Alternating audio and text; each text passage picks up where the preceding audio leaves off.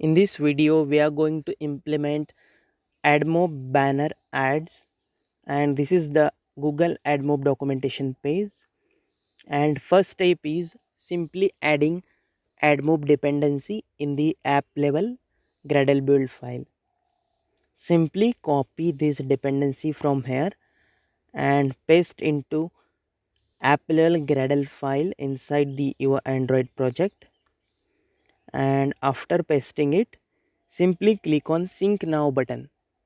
So what it will do, it will pull all the required AdMob SDK in our project. And after this, we will update our Android manifest file with the metadata tag, in which we will provide the information of publisher.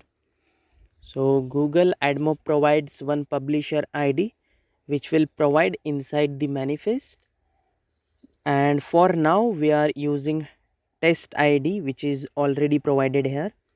So simply copy this metadata tag and we will paste it inside the manifest file of our project. And in this file particularly, we are going to paste inside the application tag. Yeah, that's it. Here we are using test credentials provided by documentation. You can replace with your own at the time of production of your application. And next step is initializing mobile ads SDK. So to do that, simply we need to paste these 3 to 4 lines to initialize mobile ads SDK, which is already pulled at the time of adding dependencies. And for this error, simply we need to import some packages by pressing Alt Enter, or simply we can import them manually by clicking on that red bulb. Yeah, that's it. Up to this, everything is common for all format of ads. And in this video specifically, we are looking for banner type of ads. So we will add XML code of banner ads inside our activity file. And this step we can say adding ad view into the layouts. I am here simply copying this XML code into my activity main XML by replacing this text view. Yeah, and then let me set this constraint so that it will populate just at the middle of our activity.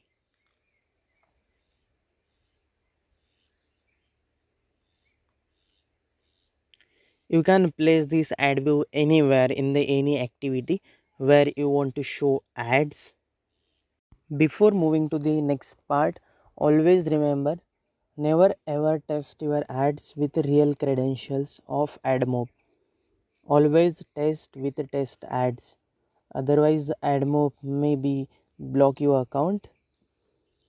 So to prevent your account from blocking, I'm talking about these ad unit IDs. Always use test IDs. Okay, so next thing is binding your ad view in the Java file.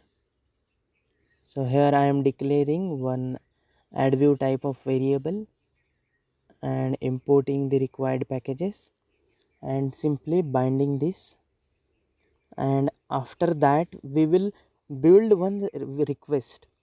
So what it will do, it will send a request to the server, and from server we will get the ad to show in the ad view, and after that we will load that ad into the ad view.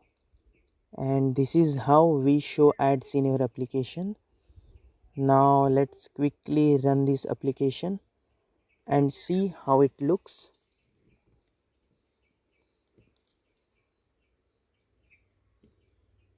Let's wait for some moment.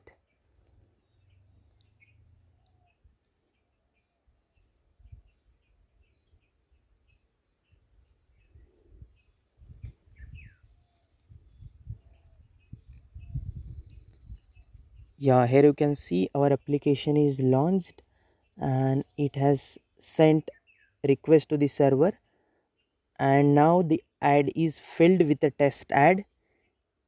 And now I will tell you how to get real credentials for your app in a production mode. Just sign in the AdMob with your Gmail account, and after signing you will land into the page which will look something like this, and then just hit on that button, just click on the app menu and create a new application and click on no, because our application is not published on Play Store. Otherwise you may choose S button and name our application. You can give any name to your application and choose platform and then click on add button. So now we got one publisher ID which we used in the Android manifest file. In the production version you need to copy that, and then now we are creating a banner AdMob IDs, and I think we don't need to change any advanced settings, so keep them default and click on create ad unit and we are done with it. Now we got both the credentials for the application level and credentials of particular ad unit. So we will replace this publisher credentials or ID in the manifest file here, and the ad unit ID we will replace it in the XML file where we added ad view. And this is how we can implement banner ID using AdMob. Thank you for watching this video.